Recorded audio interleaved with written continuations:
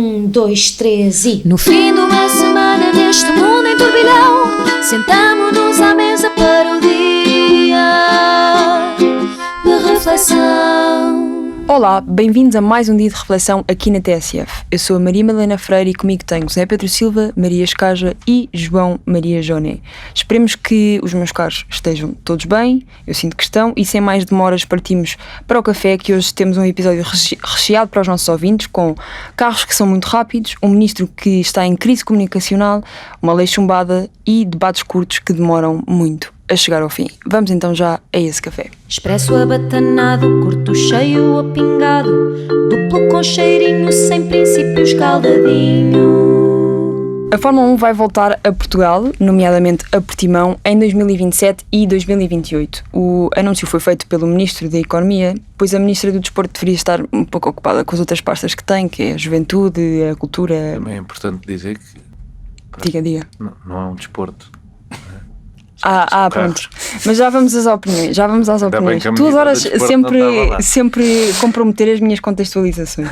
Vou dizer outra vez. Este desporto do automobilismo, porque é considerado desporto, olímpico até, move, por acaso não é olímpico, não, claro. Move muito dinheiro, muitas nacionalidades e muitos aficionados. Já percebemos que João Maria Joné não é um deles. Será que isto será um prémio para os portugueses para a recessão que virá para o ano, tal como a final da Champions foi um prémio para os portugueses na pandemia? Para os médicos.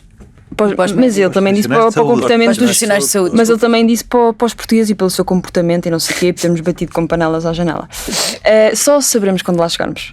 Zé Pedro, os teus 2 cêntimos sobre este regresso do evento a Portimão, e se és um aficionado?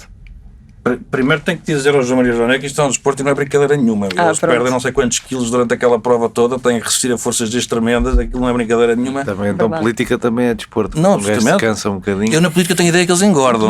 Com todo o respeito, a malta engorda na política. A malta chega magrinho. Ser a malta lá dos vossos partidos. Pois, exatamente. Sempre para comprar-vos com almoço e não sei o quê. Vamos lá então à parte séria do café, se é que isso existe. Eu hoje em dia não ligo, mas também pouco importa a minha opinião sobre a Fórmula 1, que é um bom negócio para um país que vive neste momento do turismo, desde sempre, do turismo, é evidente. Independentemente de se gostar ou não, António Guterres, o governo de Guterres, há uns anos valentes, deixou cair o circuito histórico do Estoril, porque tinha que pôr dinheiro no autódromo. O autódromo tinha uma confusão com os proprietários, o grupo tinha ido à falência, e então o Estado tinha que meter dinheiro. E não quis meter. Pronto, e deixou cair. Acho que as coisas da Fórmula 1 nunca faliam, era tipo o Golfe. Não, neste caso era o autódromo. O autódromo em Portugal. Então, mas lá está ligado ao grupo Grão Pará. Mas enfim, isso são pormenores. Mas eu vou-vos dar os números do Brasil, do Grande Prémio do Brasil deste ano, rapidamente. O evento, e os números são da Fundação Getúlio Vargas.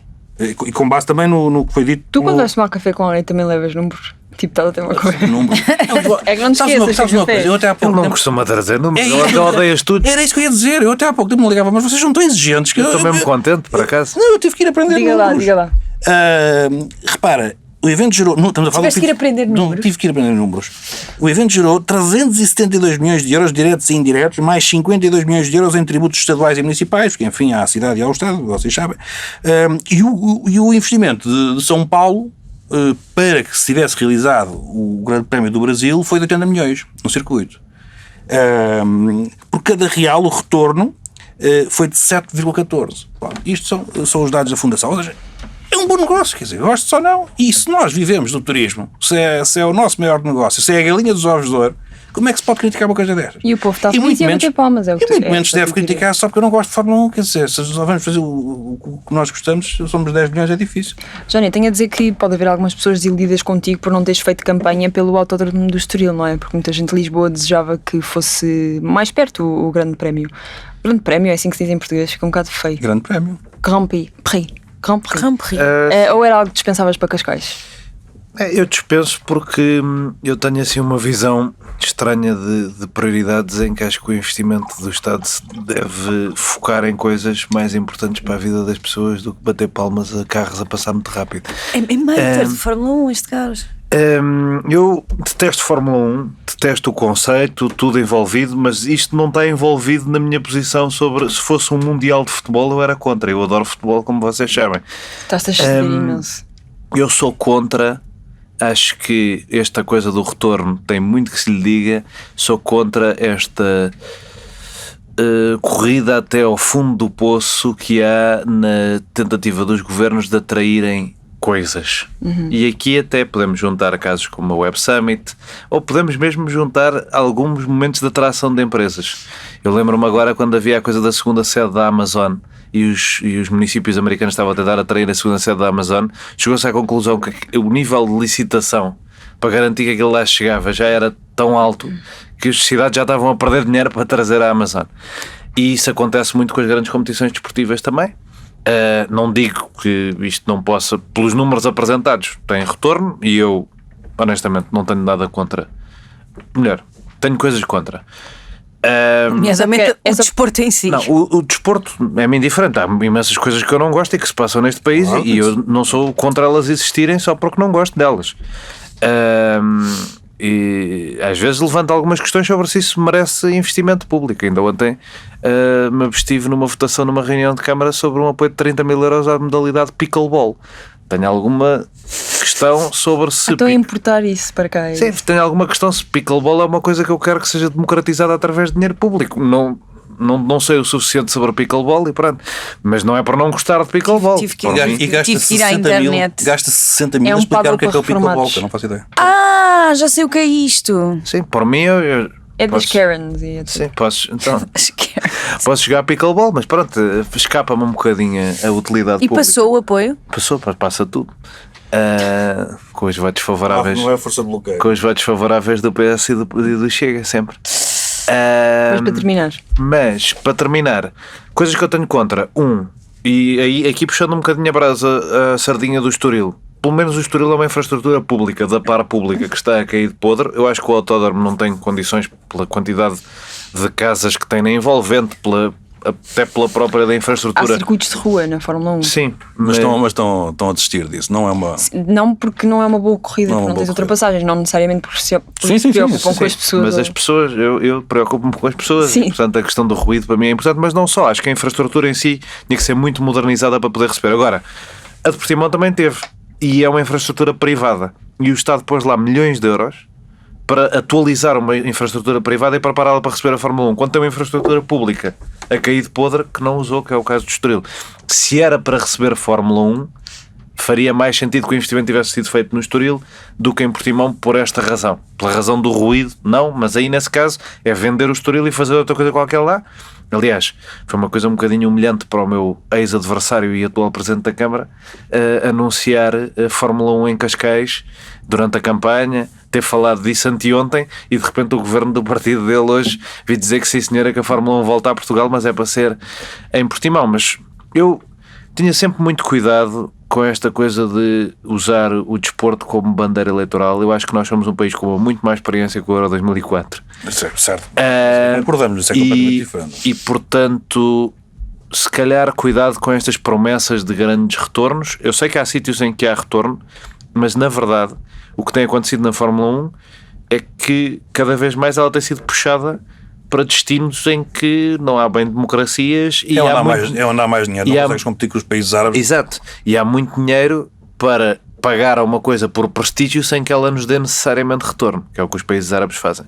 Portanto, num desporto entre aspas, numa modalidade em que é isto que acontece muito, é perder dinheiro pelo prestígio, tenho algumas dúvidas de que seja interessante, mas nada contra se os números provarem que são positivos. E agora, a única coisa contra é isto, é investimento numa infraestrutura privada quando havia uma pública para investir e que está a cair de podre.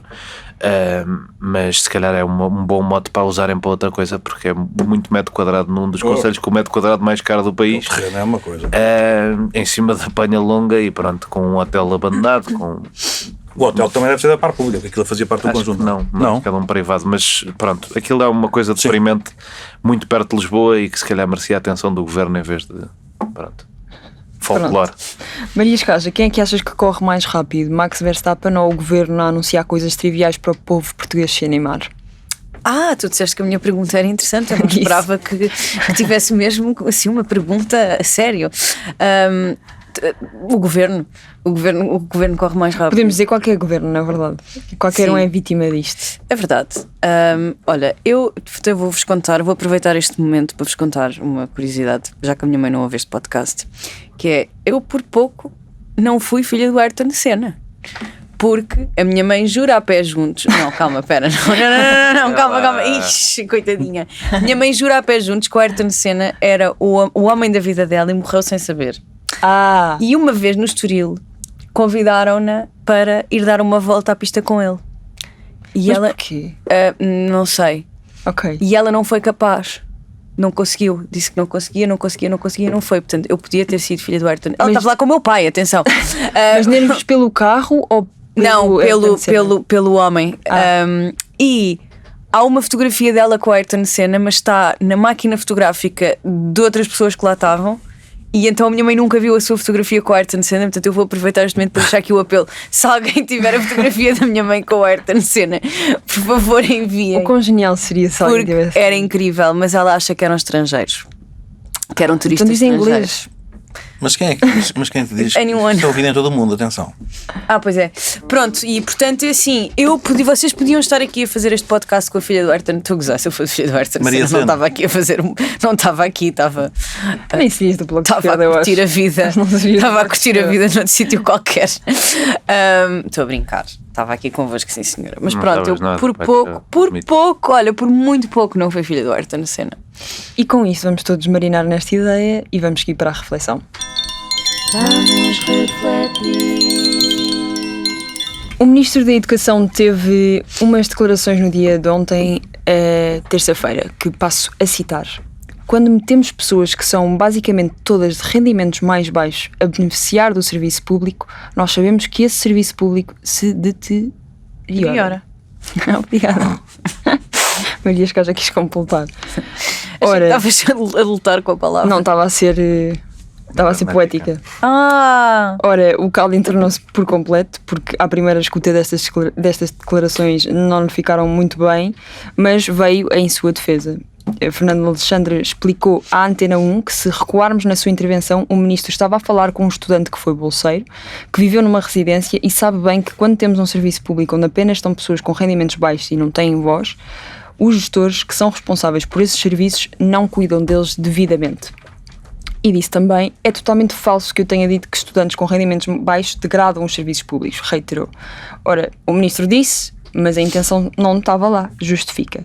Antes destas justificações todas que fez, já o país se tinha movido e já as redes sociais tinham feito o que normalmente fazem, partidos pediram que o ministro se retratasse ou se demitisse. Jané, achas, isto vão ser perguntas recheadas, achas que não seria mais sensato os políticos não caírem neste engodo do imediatismo como nós caímos muitas vezes nas redes sociais, que são características de hoje, e tivessem mais calma para exigir, pedir ou apontar deles antes de perceberem a situação na totalidade? Ou és dos que acha que as declarações foram exatamente aquelas que quis fazer, sem outras interpretações, e que tinha que ser logo criticado?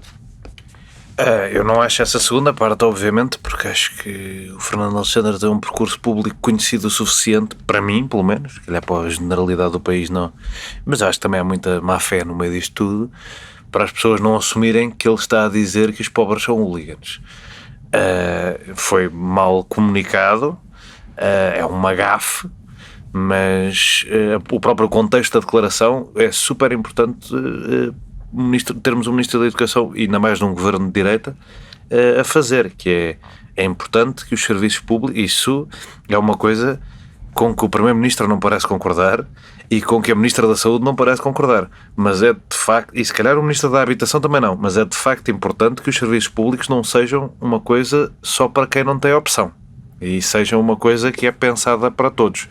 E graças a Deus que há algum ministro que acha isto, porque não parece como é que é aquela mais. frase que se diz que mede-se a riqueza de um país pela quantidade de pessoas com bons rendimentos ou muitos rendimentos ou ricas Que andam de transportes públicos. Sim, que andam de transportes públicos. Sim, de facto não parece ser uma preocupação para a esmagadora maioria do governo, e portanto, mas eu já sabia que era para este ministro, por isso é que é um dos meus ministros preferidos do governo, e eu acho que essa era a mensagem que ele queria passar. Agora, tratando-se de uma gafe e pagando do nosso país milhões de euros a agências de comunicação de pessoas muito baixinhas, para garantir que não há problemas nenhuns na maneira como a mensagem do governo sai cá para fora, era bom que isto, em vez de ser uma coisa de ação-reação, ou seja, o ministro diz uma coisa de manhã, chega às redes sociais à hora do almoço e o ministro tem que vir resolver ao fim da tarde, e houvesse uma agência de comunicação que dissesse: atenção, o ministro disse esta frase, mas não era isto que ele queria dizer. Mas infelizmente a nossa escola de comunicação ainda é esta, em Portugal, que é fazer o mínimo possível e aumentar o máximo possível a avança, e depois, se houver um problema, tratamos dele, mas não antes. Ninguém faz trabalho preventivo, ninguém está atento. Isso era se pagassem ainda mais, e mesmo assim tenho Tu andas com uma cruzada com as agências de comunicação. São más, é importante dizer-lhes que elas são más e que produzem almirantes, e esta por acaso não é a mesma agência, mas são todas más.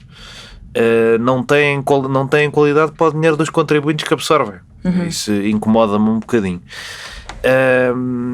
Mas pronto, acho que a mensagem do ministro no geral, e ouvindo todas as declarações, é importante.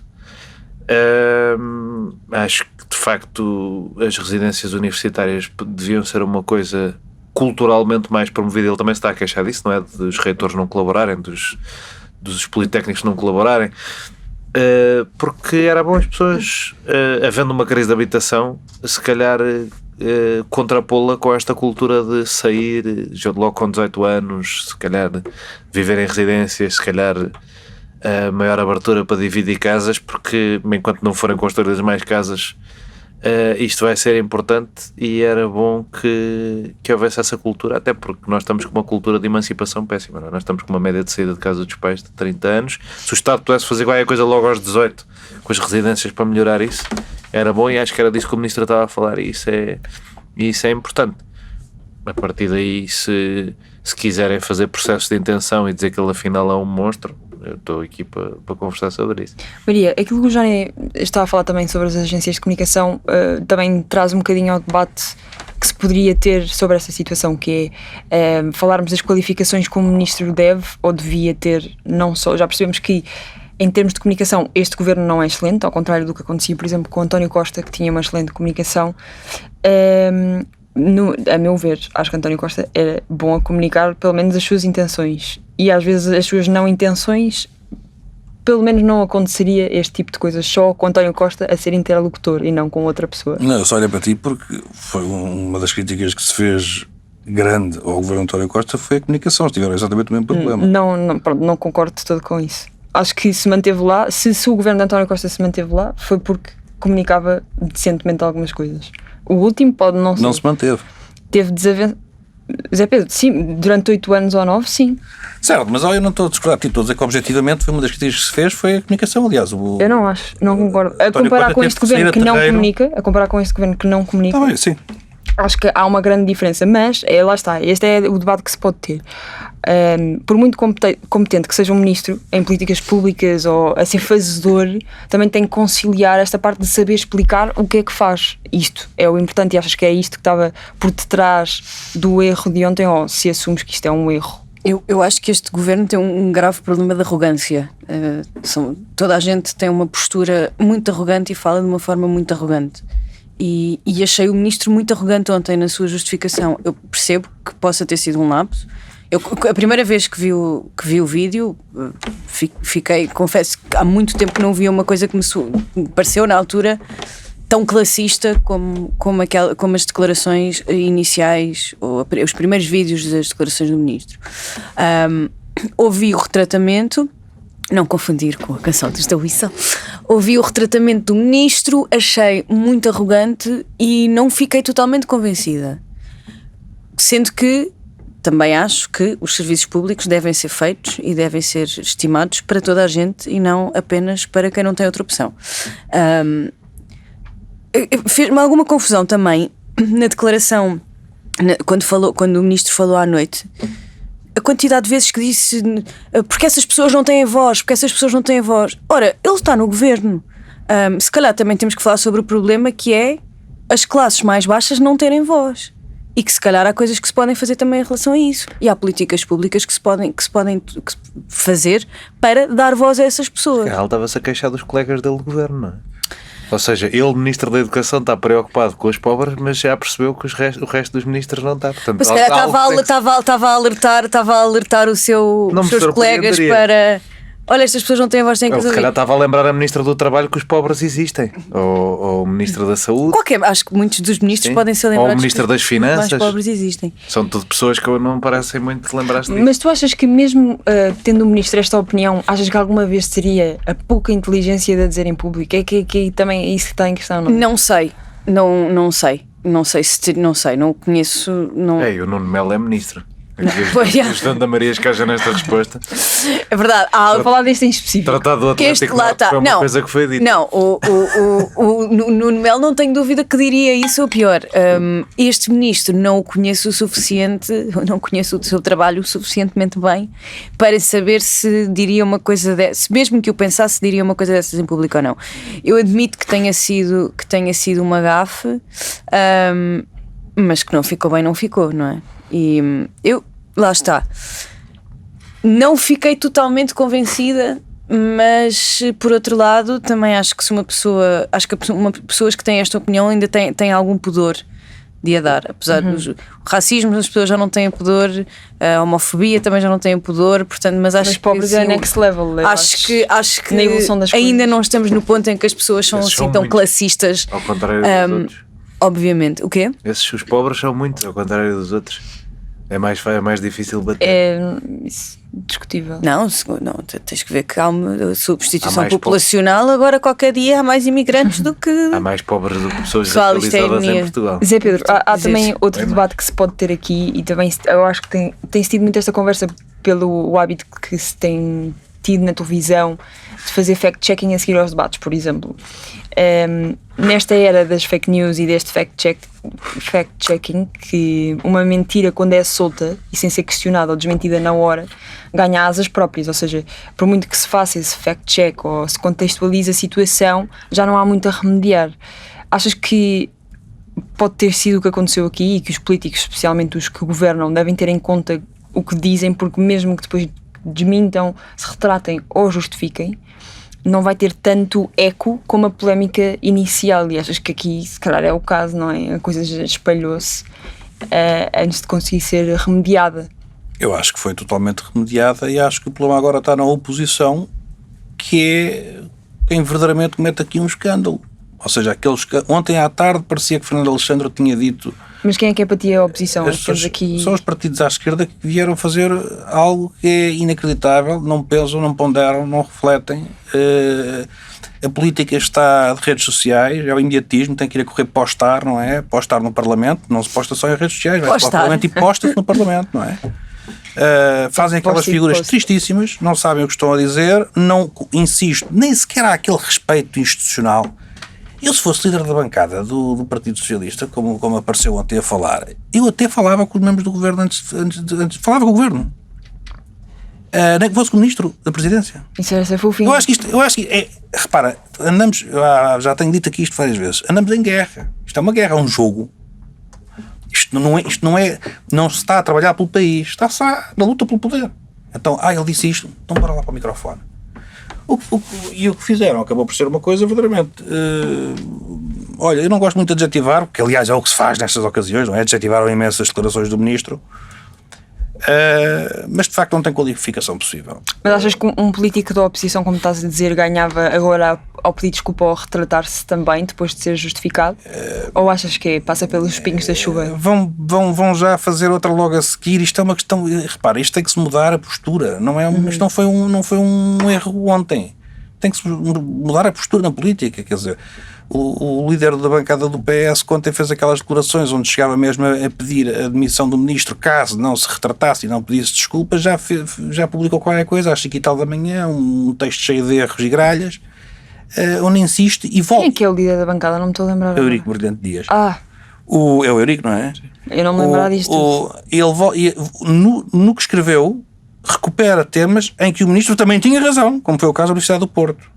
Ora, quer dizer, isto, uma pessoa olha para isto e também tenho dito isto. Mas percebe que o ministro tem a falta de paciência para isso, não é? Como uma das poucas pessoas competentes do governo, já tem que lidar com incompetentes o tempo todo. Mas como é liga com estas acusações. Como é evidente, eu acho, quer dizer, mesmo aquela ideia de, claro, ele foi descuidado na abordagem ao tema, mas eu não acho que ele tenha que pensar 2 vezes quando está a falar às pessoas. É que nós temos de ter um bocado de calma, as pessoas têm que ter. As pessoas, em vez de irem logo a correr para as redes sociais ou para a televisão, quando são comentadores, em vez de irem a correr ou para os microfones do Parlamento, quando são governantes, políticos, dirigentes, deputados, o que é que seja. Epá, parem. Não tem que ser os primeiros. Se forem os primeiros, provavelmente vão errar. Deixem passar o tempo. Falem, conversem com o homem se o conhecem, perguntem, era isto que ias dizer.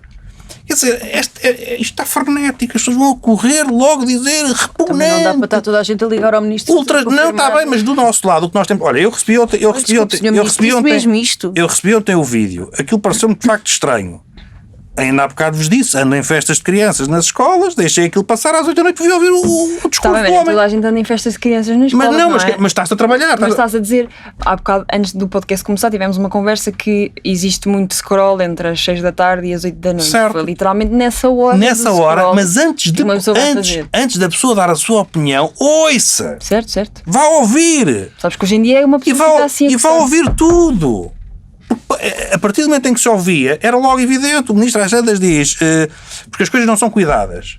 Ou ele estava a atribuir. Confesso que para mim não foi tão evidente assim. Ou ele estava a atribuir aos estudantes a obrigação de fazer a manutenção dos edifícios, o que me parece improvável. Ou ele estava a dizer que as coisas não são cuidadas. E porquê? Porque há esta filosofia. Pois, esse porquê é que não ficou muito óbvio. E repara, o ministro é aquele que diz o rei vai nu, porque nós assistimos a isto nos serviços públicos todos, é que nós sabemos que isto é verdade. Portanto, andamos todos a enganar uns aos outros. Nós sabemos que os hospitais públicos, os hospitais que hoje em dia são completamente... Há poucas dúvidas que há uma saúde para ricos e para pobres neste momento, não é? Esta guerra que há, em vez de fazer um sistema místico que funciona, esta guerra que há contínua, quem tem seguros de saúde tem prestações, tem elevados cuidados de saúde com todo o luxo e toda a espampanância. Os mais pobres, quem não tem, vai para o hospital, fica com aquelas luzes brancas, eu acho que ninguém 20 horas à espera. isso. Não, mas espera, então o que o ministro diz é verdade. E ele ali estava-se a assumir como alguém que quer pôr em prática políticas públicas para corrigir isto.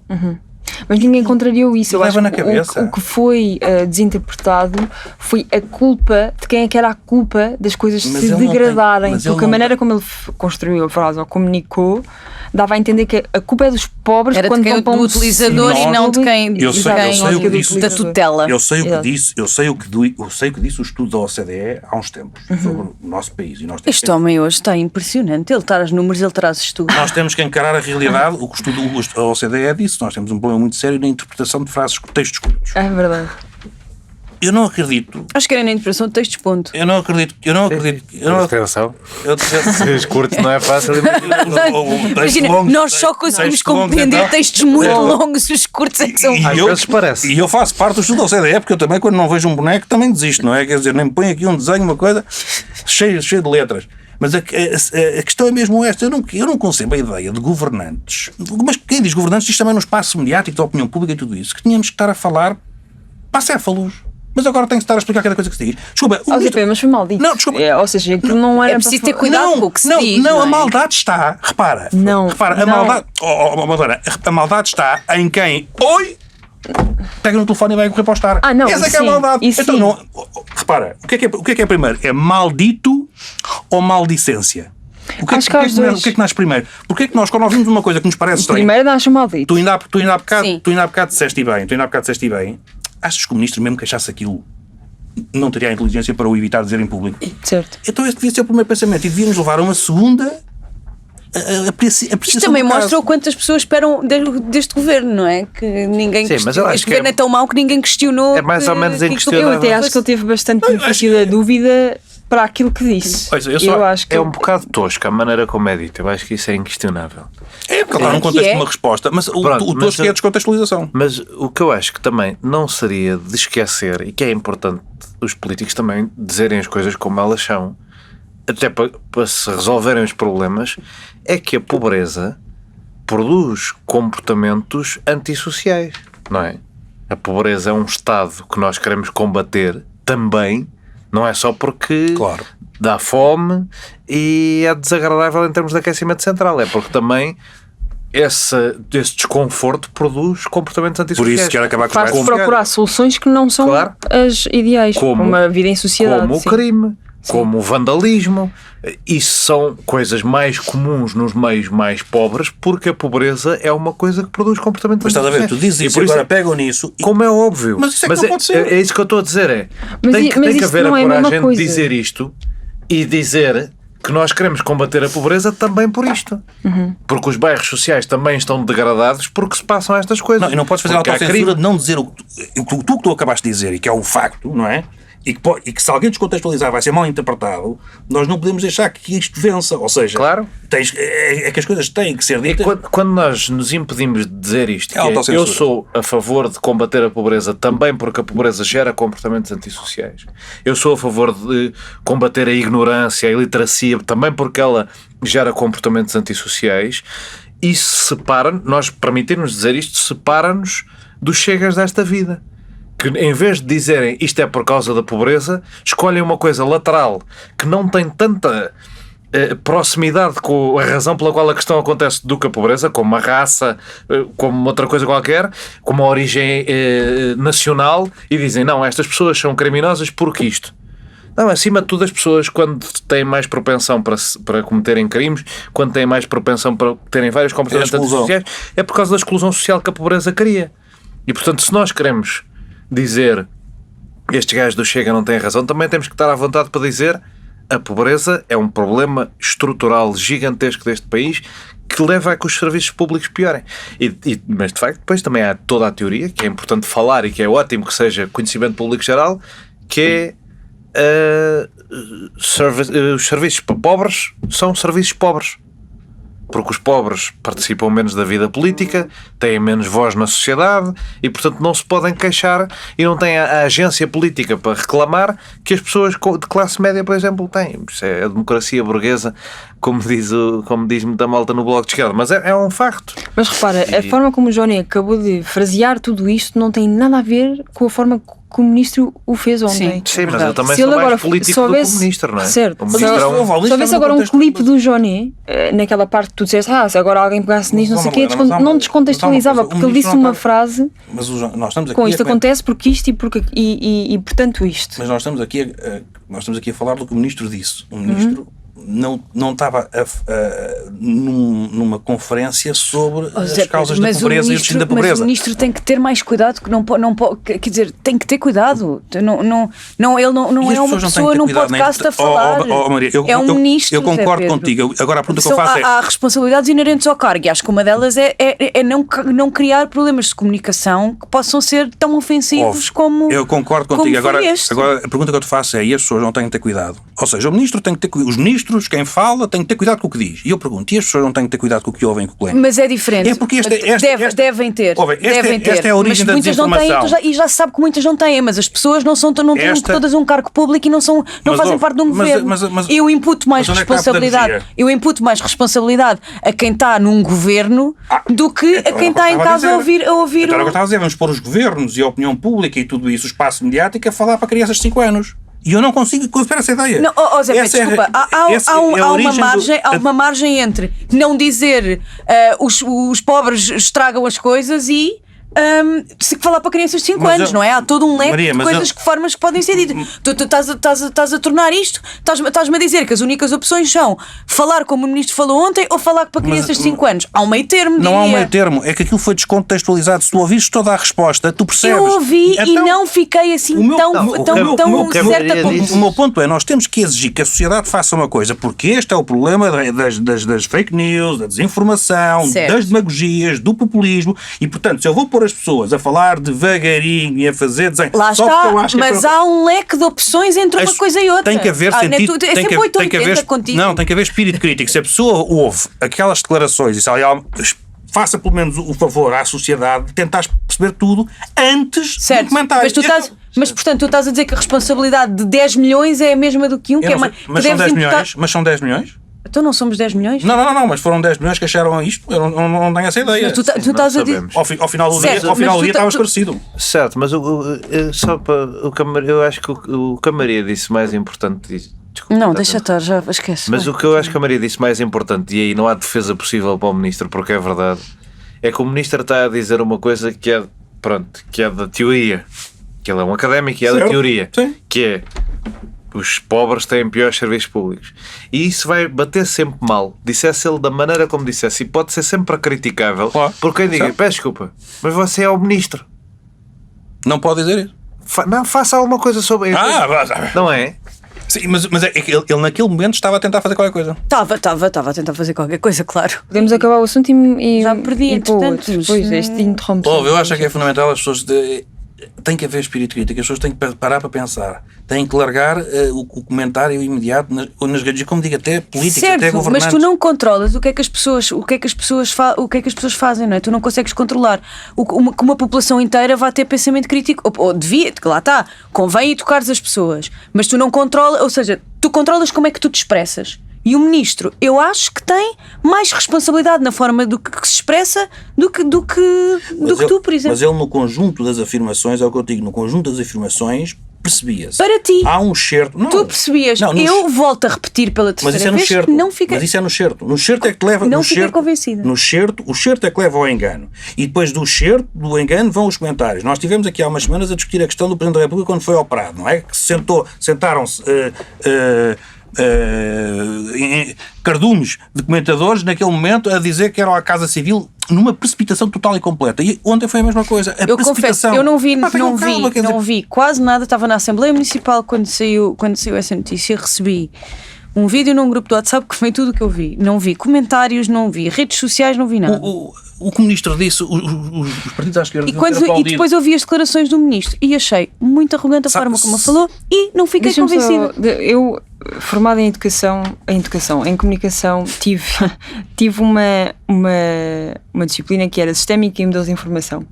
E dizia que, pronto, basicamente dizia como é que uma mensagem era enviada. Começavas com o transmissor, depois tinhas o receptor.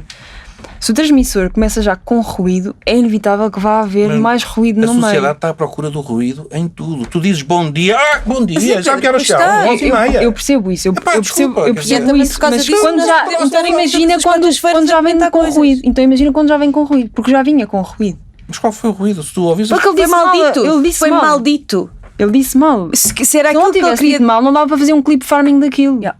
Percebes? Como eu estou a dizer, fazem um clipe do Joné, não vão conseguir contextualizar. Ainda há pouco disso. Tu cortas aqueles 15 segundos Eu não para acho- dizer que eu não acho que consigam. Não acho que consigam. contextualizas aquilo Não, que da fica... mesma Não acho forma, que é a de mesma certeza. coisa. Mas pronto, temos E depois vários também assuntos acho que a é atender. essa coisa que é importante, que é o contexto. As pessoas, quanto mais as pessoas conhecerem e tiverem, ou seja, quem conhece o ministro, mas nem toda a gente conhece o ministro, é o Lá que a Maria está. está a dizer. Quem me conhecer a mim só vê esses 15 segundos e fica tipo, este gajo não disse isto porque este gajo não diz este tipo de coisas. Mas depois se calhar vai ver. Não, eu acho que Isso quem conhece é uma- diz, este gajo diz este tipo de coisa.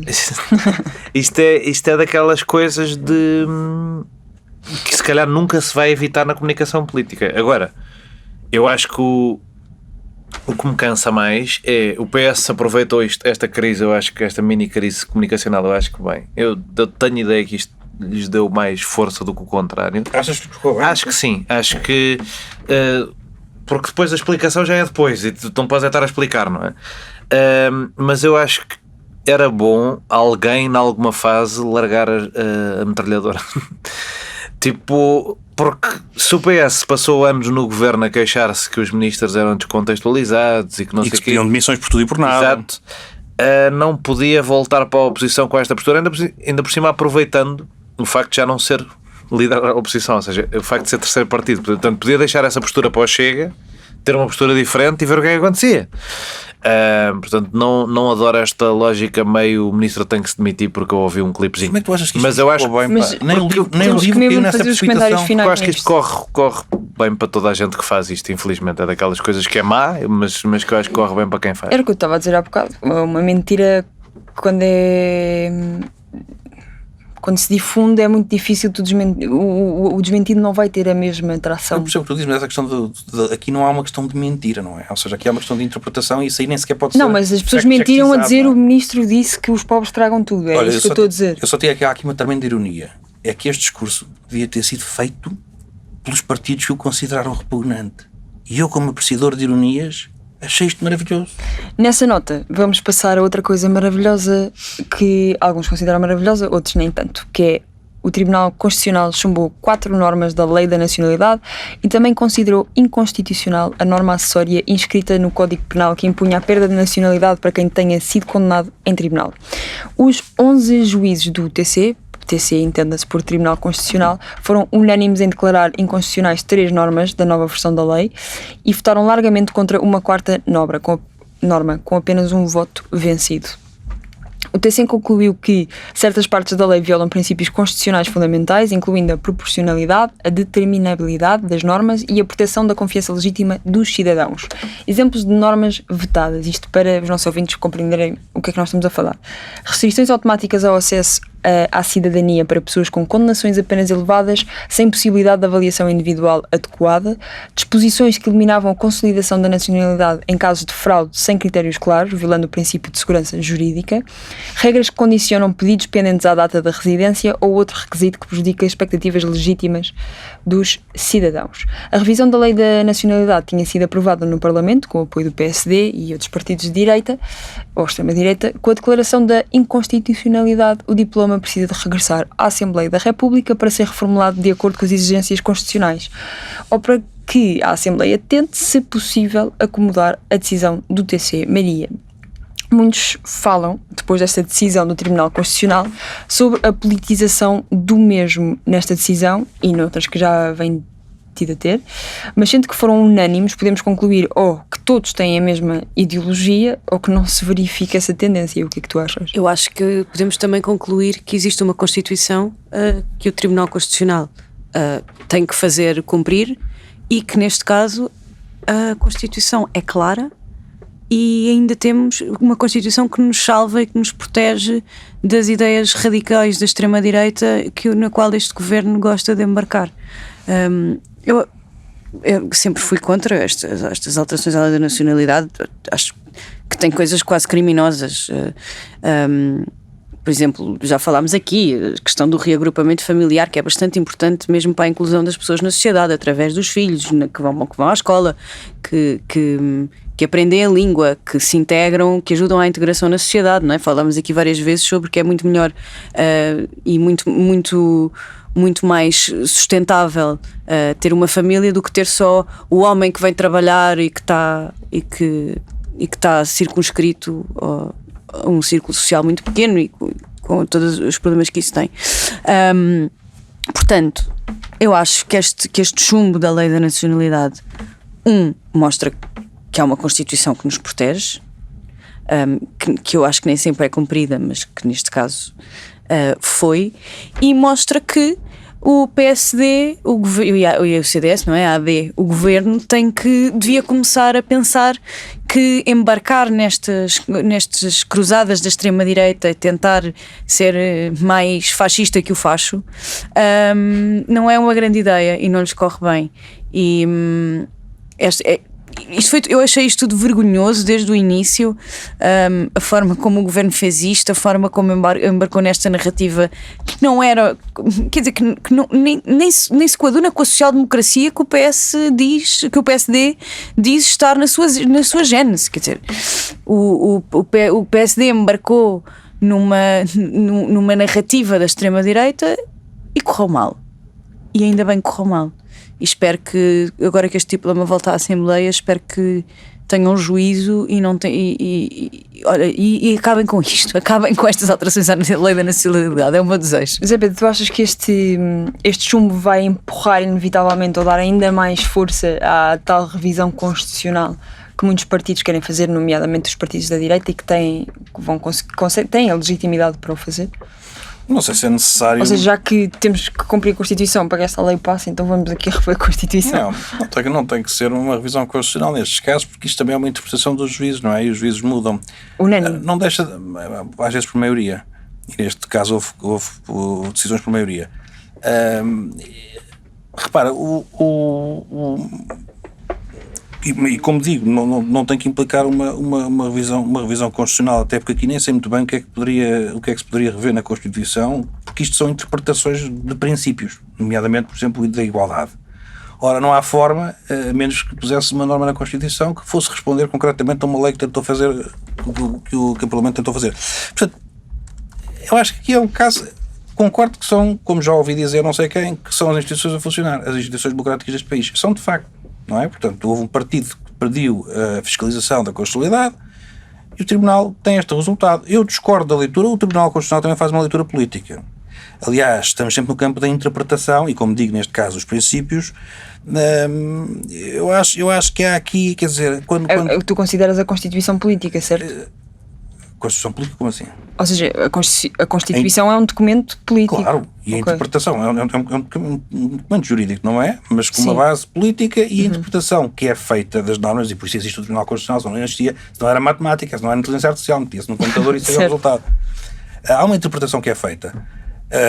E o que me parece aqui é que eu olho para isto e vejo que não é uma intervenção. Repara, quando se diz que viola o princípio da igualdade o cidadão que adquire a nacionalidade. Ora, na própria lei portuguesa já não estão em pé de igualdade quem adquire a nacionalidade e quem a tem originária. Não é isso. Porquê? Porque há certos direitos que não tem quem adquire a nacionalidade. Portanto, tu olhas para esta resposta... Para além de poder concorrer a Presidente da República. Por exemplo, mas esse é esse. Mas algum? É um direito. Não, mas esse é um deles, sim. Não podes dizer uma coisa no plural se só há um. Não. Mas há muito... Atenção, repara, há outros casos. Tu aí tens o direito civil, que é conhecido e que está inscrito na Constituição, mas tens muitas outras condições, às vezes até pelo próprio decurso do tempo, em que é um facto... Não conheço, por isso é que estou a perguntar. Não conheço outras coisas em que... Não, e por isso há as questões... A questão da residência, por exemplo, que é uma coisa que é equiparada, e por isso também há uma das normas que é chumbada, é a questão de quando é que começa a contar o tempo, se é do pedido, se é da residência. A minha questão é se aí também não há uma questão de igualdade, por exemplo. Portanto, aí se nota que é uma interpretação, e são as instituições são assim, são feitas por pessoas, quer dizer, não se pode estar a contestar. A diferença, se calhar, entre os tais anti-regime que querem deitar isto tudo abaixo, é que não respeitam as decisões das instituições. Nós temos que as respeitar. E, portanto, eu respeito nesse aspecto. Posso ter um sentido crítico. E nesse aspecto da nacionalidade, acho que sobretudo o que o Tribunal Constitucional disse, nas normas que declarou inconstitucionais, acho que sobretudo o que ele disse foi: isto está aqui feito em cima do joelho. E com isso eu concordo plenamente. Há coisas que não estão definidas. Mas como é que uma lei não está definida? Quer dizer, começa mesmo expressões que são quase de texto corrido. Isto é uma lei, pô. E portanto, o que o Tribunal Constitucional diz, acho que é em 3 normas, sobretudo, é isto não está claro. E como não está claro, não passa. Mas isso não significa que estão a violar a Constituição, não é isso que o Tribunal diz. Isto assim não pode ser. Porque o legislador tem que saber em certos pontos é isso que diz. Sem constitucional. Em certos pontos. Diz, quando viola o princípio da igualdade sobre a aquisição da... Constitucional está a violar a Constituição, não, mas noutros pontos diz que é preciso clarificar. E isso não é uma inconstitucionalidade. Escolher cherry picking aquelas em que não é isso que o Tribunal diz, que é para dizer não é isso que o Tribunal... Não, o Tribunal diz que é inconstitucional. Diz que é inconstitucional. Em vários pontos. Não, diz que é inconstitucional e, portanto, volta para o Parlamento para clarificar. Se o Parlamento começar a dizer assim, o crime é este, tudo isso passa. Não. Ou seja, passa. Então. Há coisas em que não. Não, há claro. Tá exato. Bem. Então não vai passar. Nas 4 normas, se o Parlamento clarificar, passa a ser constitucional. Todas as normas. Não, são, no caso, o que está aqui em discussão são 2 ou 3 normas em que o conflito é de clarificação e não de violação da Constituição. Mas nem todos. Ou seja, nem todas as normas são... Tens agora... Mas sim, mas termina... Vamos lá ver uma coisa. Quando a norma diz que quem comete um crime depois de obter a nacionalidade, se for condenado, pode perder a nacionalidade. E o que o Tribunal Constitucional diz é: isto viola a Constituição porque viola o princípio da igualdade. Isto, sem cair, esta ideia é insanável. Sem o Parlamento de recusar que quem adquiriu a nacionalidade... Estão a perceber a diferença que eu estou a fazer entre as normas chumbadas? Ou seja, este caso não é ultrapassável. Porque o Tribunal Constitucional disse: se retirarmos a nacionalidade de alguém que já a obteve porque cometeu um crime, isto viola o princípio da igualdade. Ardeu. Mas noutras 2 ou 3 normas, eu agora não sei o que o Tribunal diz é: a lei não pode ir assim, porque isto não está clarificado. Eu não posso escrever a prática de crimes. O que o Tribunal Constitucional diz é: tem que estar previsto.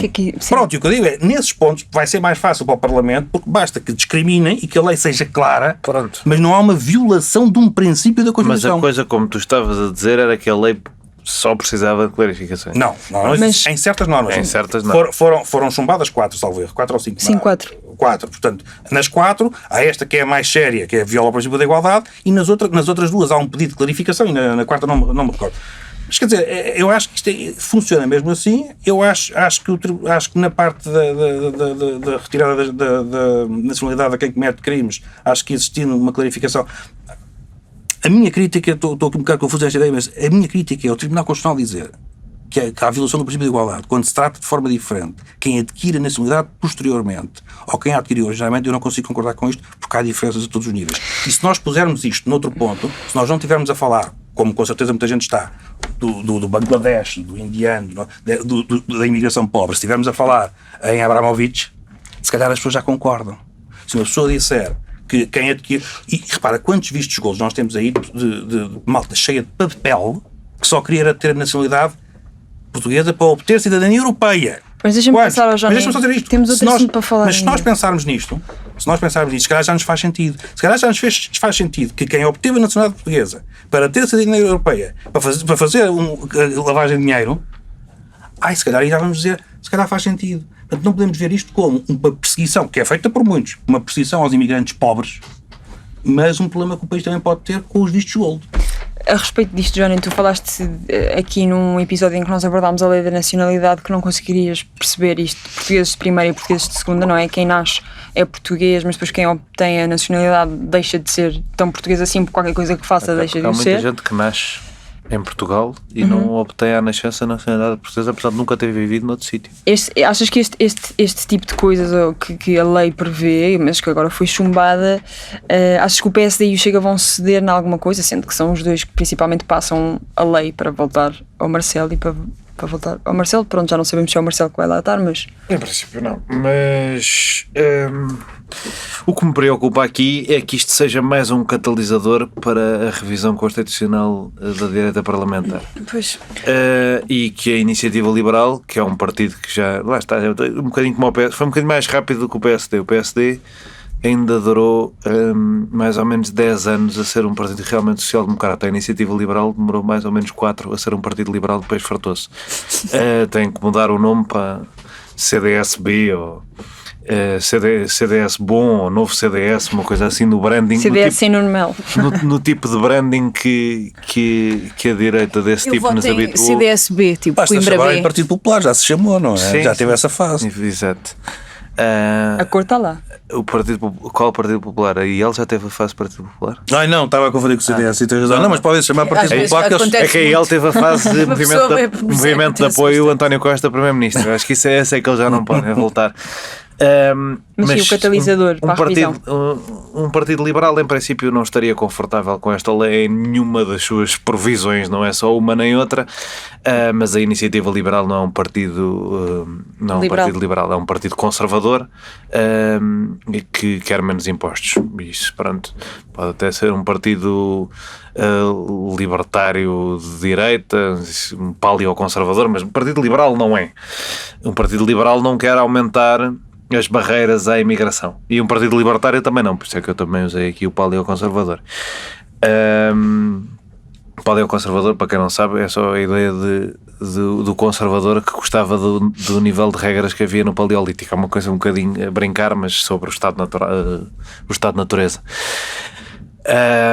Mas isso é que me incomoda, porque a reação à decisão do Tribunal Constitucional foi uma reação que já tinha acontecido durante a Troika com outras normas, de dizer que o Tribunal Constitucional não sabe o que é que está a fazer e que tem que respeitar a vontade do povo. Na Troika era mais ridículo, porque na Troika o Passos Coelho fez uma campanha contra aquelas medidas que depois propôs, portanto o Tribunal Constitucional de certa maneira até estava a respeitar a vontade do povo, apesar de eu discordar de algumas decisões e achar que o Tribunal Constitucional levou a que os portugueses sofressem mais do que tinham de sofrer com o programa de ajustamento pelas coisas que impediu. Portanto, nem é o meu ponto. Eu acho que se pode discordar do Tribunal Constitucional. Agora, dizer que ele é ilegítimo, dizer que as decisões são ilegítimas porque há uma maioria popular, é uma coisa muito perigosa. Que eu não sei se não devia dar sanções até a titulares de órgãos de soberania. Não sei se um deputado devia poder dizer que o Tribunal Constitucional não tem legitimidade política porque há uma maioria política contra ele. Isso é uma falta de respeito pela separação de poderes que eu não sei se não devia ser alvo de alguma questão judicial mesmo. Mas acima de tudo da nossa condenação. De facto, acho que muitos portugueses votaram numa lei de estrangeiros mais apertada. Não tenho ideia que tenham sido os portugueses que votaram na Iniciativa Liberal, mas é possível também. Mas acima de tudo, os portugueses que votaram PSD e Chega, os partidos propunham isso, portanto, isso é assumir um bocadinho a derrota de quem não foi a favor disso. Surpreende-me mais da Iniciativa Liberal, principalmente a ideia da nacionalidade há 10 anos. E lá está, porque isto é um tema daqueles em que o facto de ser importado dos Estados Unidos pela direita TikTok leva a que a discussão seja muito burra neste ponto que eu estava a falar há bocadinho, que é: nós não temos natural born citizens como os americanos. Nós temos muita gente que nasce em Portugal e demora 30 anos a adquirir a nacionalidade portuguesa porque tem pais estrangeiros, por exemplo. E havendo essa questão, dificultar ainda mais esse processo, quando não se arranja nenhuma solução para esse processo. Não é dar o direito de nacionalidade à nascença, porque nós não temos essa tradição, mas pelo menos uma lógica de: se esta pessoa nasceu aqui e nunca viveu noutro sítio, tem um caminho mais rápido, uma facilidade burocrática, uma coisa qualquer.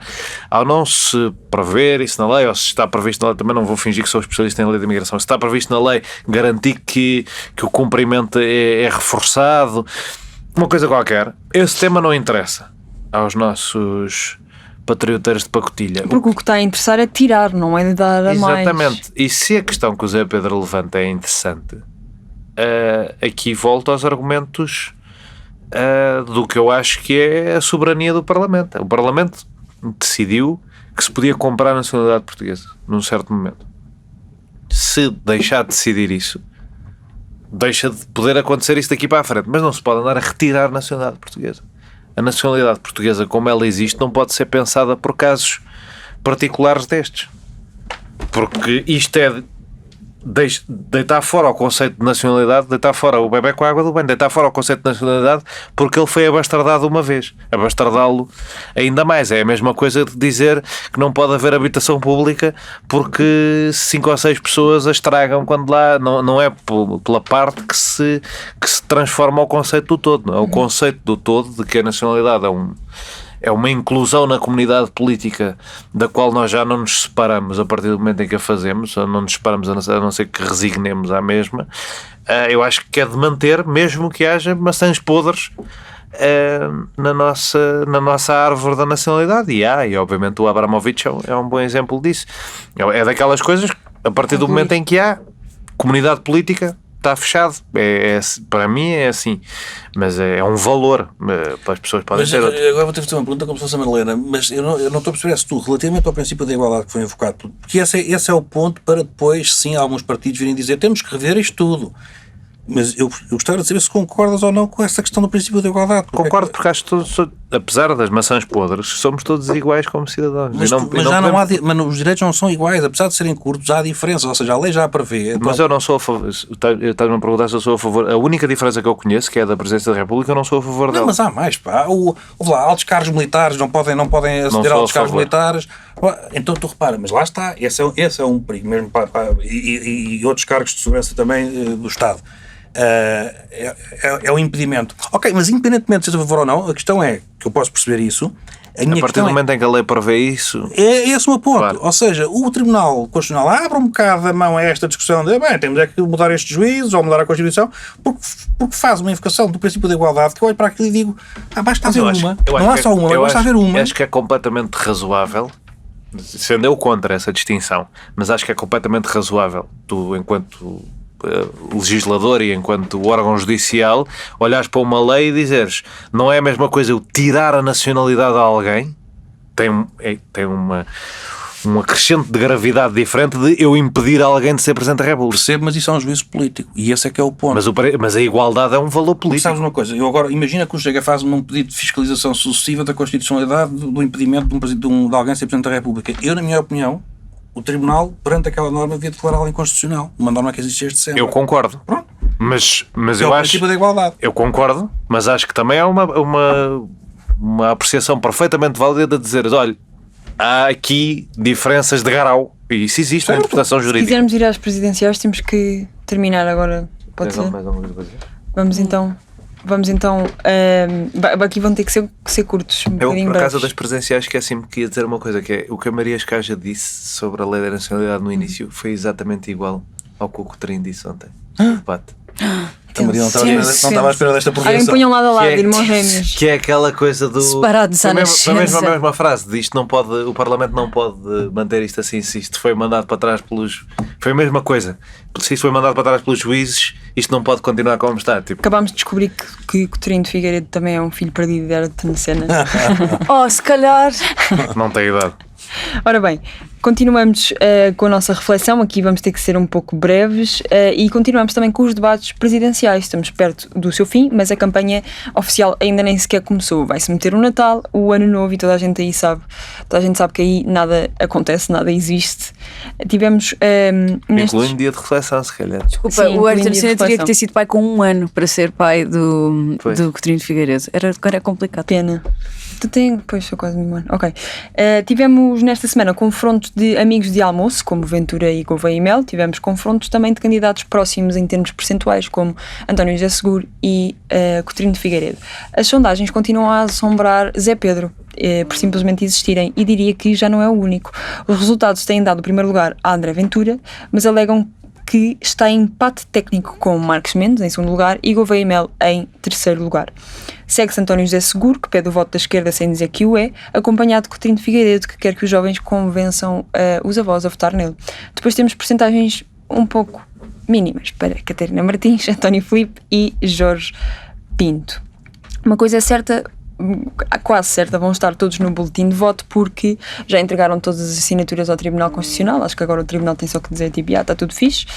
Zé Pedro, com tudo aquilo que tem acontecido nos debates, em termos de expectativas que tinhas, qual é que está a ser o candidato que te está a surpreender e qual é que achas que pode surpreender nos resultados eleitorais no dia 18, isto não atendendo às sondagens, porque tu não ligas a isso. Não ligo absolutamente nenhuma. Zero. E não te esqueças de ser breve, desculpa. E lamento pelos candidatos que ligam tanto. Um deles, aquele que eu apoio. Lamento É mesmo obcecado com elas. Sim, lamento mesmo que dê tanta importância. Podemos começar rapidamente por esse debate. Foi o de ontem. Ontem, para quem estiver a ouvir na quarta-feira. A partir daí já piora. Exato. Mas foi na terça-feira. Mas foi na terça-feira. Dia 16 de dezembro. Eu estou absolutamente convencido que João Coutinho de Figueiredo será melhor a presidir do que a debater. Está um pouco Está mais de forma. eu pensava que ia aproveitar para ganhar um bocadinho mais com os debates. Está um pouco tenso, um pouco antipático.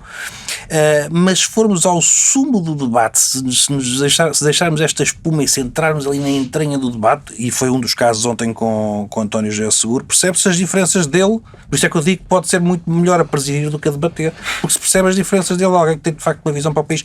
Vamos lá ver uma coisa, António José Seguro, o que disse sobre as empresas, sobre a economia e sobre as empresas ontem, aquilo olha aí sim, devia ser feito um excerto. Eu se fosse candidato à presidência, punha nos meus meios de campanha o excerto do que aquele homem disse, com todo o respeito, até porque sabem que eu gostava que houvesse na segunda volta António José Seguro, Coutinho de Figueiredo. Mas o que aquele homem disse sobre as empresas e sobre a economia é de alguém que não tem a mínima noção. Mas quando eu digo a mínima noção, é a mínima. Aquela ideia de que nós temos que ter empresas de outra dimensão, eu não sei o que é que isto quer dizer, e que as pequenas e médias empresas têm que ser grandes. Quer dizer, é alguém que não tem essa experiência porque vem de outra área, não tem o mínimo conhecimento. E isso é um pouco assustador, porque repara, isto é... Achas assustador um Presidente da República ser especializado numa coisa? Acho que sim. Não. E não especializado noutras? Presidente da República, porque... O Coutinho de Figueiredo é especializado em economia, por exemplo, será noutras? Um Presidente da República, por definição, tem que ter uma cultura muito ampla, vasta e conhecimento. Sem dúvida. Nos seus contactos, na sua experiência profissional, não tem que ser direta, mas indireta. Quer dizer, tem que perceber estas coisas. Não, aquelas banalidades, eu nem sei se são banalidades, que disse ontem António José Seguro, numa das questões mais importantes. Eu acho que é isso que o Coutinho de Figueiredo tem que fazer daqui para a frente. O Coutinho de Figueiredo tem que mostrar, tem que se focar no seu eleitorado, que é aquele que que leva com o peso dos impostos, que leva com o peso da burocracia, que sente que neste país não se consegue avançar, tanto jovens como empresas querem ir lá para fora porque acham que isto não funciona, não é? Anos e anos para licenças, aquilo que foi a parte boa da iniciativa liberal ao longo destes anos e que agora se perdeu um pouco, aquela luta contra esta burocracia do Estado, contra o peso do Estado. Não é contra os serviços públicos, não é contra o Estado social, é contra o peso do Estado que não deixa a economia evoluir. E isto é a vantagem, é a galinha dos ovos de ouro desta área política, e o Coutinho de Figueiredo tem que se focar nisso e sem estar sempre a fazer perguntas ao seu adversário e mostrar a diferença. Ontem conseguiu, mas já estava numa fase um bocadinho a correr contra o prejuízo porque António José Seguro tinha ali ganhos de causa, não é? Na questão da nacionalidade e tudo isso, da lei da nacionalidade. Portanto, mas ali nota-se muito bem, nota-se que António José Seguro não faz ideia. E, portanto, eu percebo que tu Para os dizes... próximos episódios tens que vir com o Pino. Para as pessoas se lembrarem. Não vai, Para as pessoas se António lembrarem. José Seguro é um pequeno empresário das Caldas, isso é um bocado injusto. Eu acho que eu critico, eu acho que ainda para mim ainda é pior quando alguém que é um pequeno empresário dizer o que ele disse ontem, e como digo, eu gostava que... É pequeno, mas quer ser grande. Gostava que alguém perguntasse o que é isso, as empresas têm que ganhar outra dimensão. Enfim, como se as economias não funcionassem também. Há empresas pequenas, de pequena dimensão, quer dizer, enfim. Mas para concluir, Como Há digo, países que escolhem campeões nacionais. campeões, não sei o que é que você dizer. Escolhem vocês equipas não para. Escolhem clubes. Escolhem empresas, não clubes, não futebolístico. Escolhem empresas que são a empresa bandeira e fomentam as junções nesse setor e as agregações de empresas. Mas claro que Para sim. ficarem mega empresas Eu e não acho bem que competirem a nível internacional. Certo, eu não acho bem que os governos escolham empresas, mas percebo que tu Há dizes. política industrial Nós assim. fizemos uma. Os chama-se alemães Auto-Europa. fazem isso. Nós fizemos a Auto-Europa. O Estado teve uma intervenção total para que aquilo se realizasse. Mas António José Seguro não disse isso. Disse que o problema das empresas em Portugal que nós precisávamos é que elas ganhassem outra dimensão. Mas E para isso não quer dizer concluir. nada. Ou seja, numa empresa pequena, tu chegas lá e o teu problema, tu não consegues aceder ao crédito, tu não consegues isto e aquilo por causa da tua dimensão. Portanto, o que eu vou fazer enquanto Presidente da República, dirá ele com certeza, é reunir com o Primeiro-Ministro às quintas-feiras e dizer as empresas portuguesas têm que ter outra dimensão. Isto é uma frase que não faz sentido. E, portanto, José Pedro Silva é especialista, eu acho que isto torna este podcast especial e único, porque é o principal especialista nacional em escolher uma parte do debate que não interessou nada a ninguém, e mas que indicar para com ele ela. foi fundamental e definiu a candidatura É que eu me lembro e dessa a parte. corrida e tudo. Mas é fascinante, eu Mas vou elogiar. mas essa foi justamente a minha crítica. Ou seja, eu comecei por dizer isso, comecei por dizer que fica-se muito na espuma ali do debate e no essencial, que é quando há um combate entre, deixa lá ver, Mas é essencial para ti, tens também de ter essa noção. para mim. Há quantos empresários há neste país? Quantos Ai, trabalhadores há? a cara fez tudo para Não mim é, agora. é que parece que eu estou a falar de, sei lá, de subterraba. Não, mas olha, vou ter Quantas que passar a empresas outra há? Mas pessoa, podias estás estar a falar. repetitivo. Quantas empresas há neste país? Quantos empresários há? Vou ter que passar a outra pessoa, Muitas. estás Quantos tu- repetitivo, desculpa, não te vou Aí censurar. estás repetitivo. Não te vou censurar, mas é que se já tiveste originado novas Eu estou a falar de uma ideias. questão da economia portuguesa. Opa, isso é um tema muito interessante e alguém quer lá saber. Sim, para mim então. A frase do segundo, Olha, estou-me a cagar. Não, mas deixa-me perguntar, Maria Escaja, achas Mais uma coisa isso agora portuguesa o mundo para vai, que Maria o mundo vai Escaja para diga. baixo. Não todas.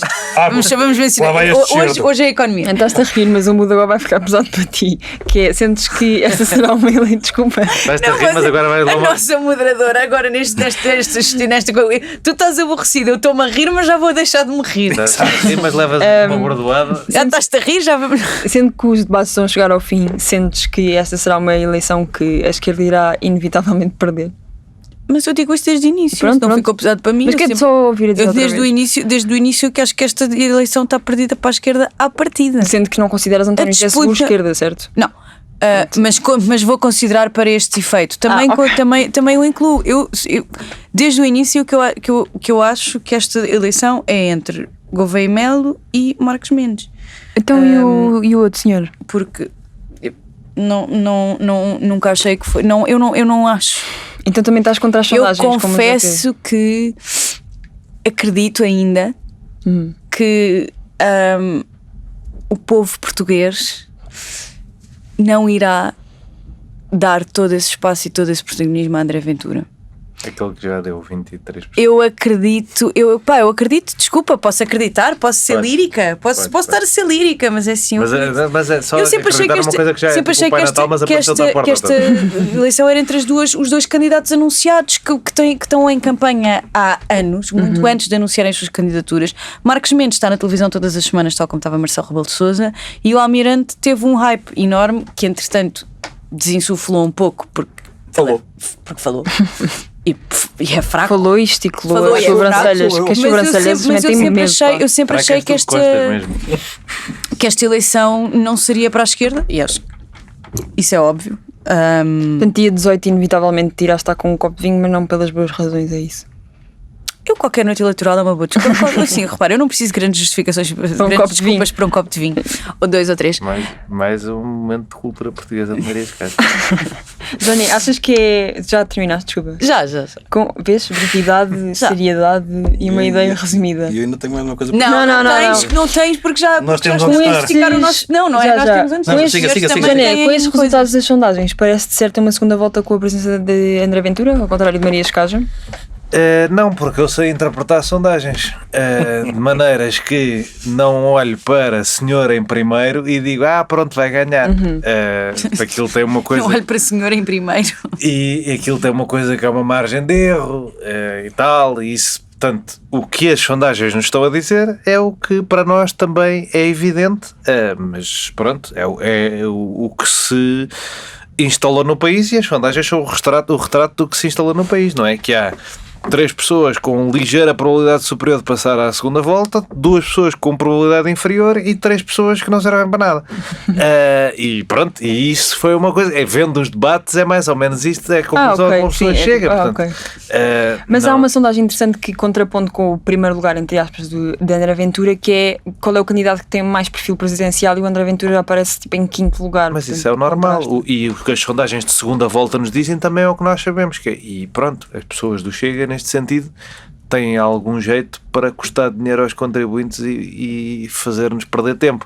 Porque uma segunda volta com André Ventura vai ter mais ou menos os mesmos votos que o André Ventura tiver na primeira volta. E portanto vai só ser uma razão para André Ventura perder 70-30 ou 75-25 com alguém. E portanto...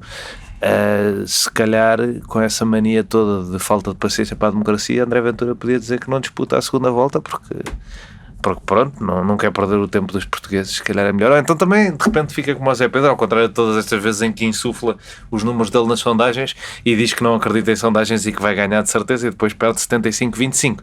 Mas seria uma grande perda de tempo para Portugal o André Ventura passar à segunda volta. Portanto, eu percebo a fé da Maria Escaja. Eu acho que tem sido uma campanha horrível de André Ventura, a pior de todas até agora. O nível intelectual baixa a cada debate. Pronto, tirando do Almirante, que aquilo já amansou. E está raso no geral, não é? Aquilo ali é difícil descer mais baixo do que aquilo já está, porque já está em níveis submarinos mesmo. E aquilo. Entre aspas, entendo. E pronto, portanto, eu tenho já me estou um bocadinho cansado destas eleições e ainda falta um mês. Não é? Nós já estávamos cansados antes dos debates. Eu já estava começarem, cansada, já estou cansada destas eleições. Mas sim, a reflexão. Sim, termina. Desde que já nasci cansada para estas Mas eleições. tenho a dizer que para quem partiu, eu assinei a candidatura do João Coutinho de Figueiredo, para quem partiu interessado na candidatura do João Coutinho de Figueiredo, tenho a dizer que eu tinha 5 opções quando estes debates começaram, que iam do João Coutinho de Figueiredo até ao Jorge Pinto, passando pelo Almirante, pelo Seguro e pelo Marcos Mendes. As 2 pessoas que eu já consegui excluir através de debates e através de campanha até agora foram o Almirante e o João Coutinho de Figueiredo. Estou perto de excluir o Seguro também. Mas ainda não foi desta. Também não faz muito. Parabéns. Mas ainda não, e continuo um inclusão. eleitor indeciso. Não sei quanto a vocês. Reflexão feita, Zé Pedro. Dá um minuto só para falar, porque eu só falei do Até vou contar. Só falei do Coutrinho. Vlad, deixa-me só ir ao Almirante e ao Ora bem, tens um minuto a partir de agora. Não, mas muito rapidamente, parece-me que aquele debate é um debate que é praticamente de amigos. Se eles, na pré-campanha, se eles almoçaram, na segunda-feira jantaram ali os dois. O Carlos Daniel, aliás, eu esqueci dizer isso, podia ter posto um pratinho de azeitonas e umas E assim foi a ceia, não? o André Ventura nunca tinha tratado tão bem alguém de debate. Deu-lhe uma ou outra pancadinha, mas de resto, repara, se André Ventura o quisesse destruir, vinha lá com a cena dos marinheiros, os nossos marinheiros que dão a vida por Portugal e você humilhou. Não fez nada disso, porque eu acho que André Ventura tem uma vontade, que é, segunda volta, ele e o Almirante, e ganham o Almirante, e eles dão-se bem. Portanto, o André Ventura ainda quer que o Almirante seja o Presidente da República. Quer ir à segunda volta e perder para o Almirante. Aquele debate, para mim, deixou claro que essa é a intenção do André Ventura. E vamos lá ver se consegue. É o mais maleável. Claro. das Eles dão-se três bem. outras hipóteses. Exatamente, claro. É o mais moderno. E eles dão-se bem. Ele provou-se. E André Ventura poupou. E, portanto, o que ele quer é a segunda volta entre os dois. E o Almirante é presidente, porque o país une-se, claro, contra ele sabe isso. E depois eles dão-se bem. Muito bem. Falta-me uma... Foi um minuto, certamente. Boa. Falta-me Não, uma... Deus. Não, falta-me uma coisa sobre esta coisa do almoço. Não, adeus. Que eu ia dizer que é... Aquilo pareceu-me ingênuo demais para ser verdade. Porque se dois políticos quiserem almoçar e não quiserem que as pessoas saibam, e não quiserem que isso seja um statement, isso não acontece em público. Isso é das coisas mais básicas da política e só prova que aquelas duas pessoas que estão ali são os dois maiores aldrabões nesta corrida eleitoral. Porque é daquelas coisas sonsas até meter nojo. Se quisessem, e eu tenho a certeza que o Mário Ferreira tem muitas casas e barcos para os gajos irem almoçar recatadamente e não serem vistos. Como aconteceu assim, há de facto uma ligação e é importante denunciá-la. Pronto. A reflexão terminou e eu não estava atenta. Vou admitir isso. Vamos então mandar as pessoas a um sítio. Vai, mas é pró. Maria Escaja. 3 sítios. A São Alúria, em Almada, sábado, dia 20 de dezembro. Somente também está sempre em Almada. O Samuel Lúria? Sinto que sim. Não está. Acho que ele não canta. Estás Não sempre a toca. dizer coisas que ele só está em Almada. Ou então estás sempre a dizer coisas em Almada e também dele.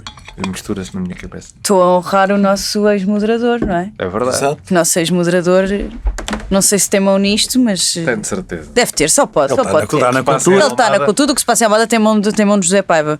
Shout out. Principalmente beijinho, as coisas beijinho más. para o Era Zé isso que eu ia Paiva. dizer, corre mal, não? Pronto, Samuel Lúria, dia 20 de dezembro em Almada. Na sexta-feira tenho 2 recomendações. Há Fogo com Carlão no Beleza e há também o Sal num sítio chamado A Capela, ao qual eu ainda não fui, que penso que era uma antiga capela, e que é também sexta-feira, dia 19.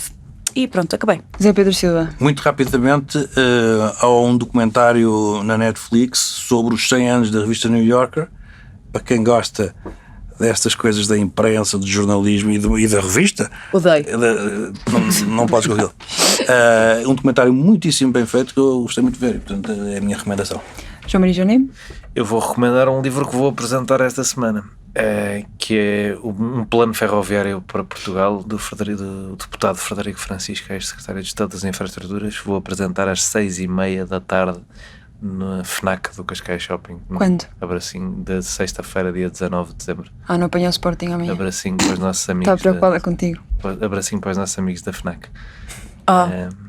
Olá, lembram-se? Eu vou recomendar um bom Natal. Eu acho que não vamos voltar pois para a é. semana. Ainda não sabemos. Zé Pedro Silva, o pai, ainda não fez a sua decisão se nos vai capturar aqui na véspera de Natal ou patriarca. não. Eu não vou estar cá, mas... Pronto. Não, eu assim. Ao filho rebelde, ao pai, ainda estou para decidir o que é que eu e a Maria Escaja 24 somos. às 19 horas.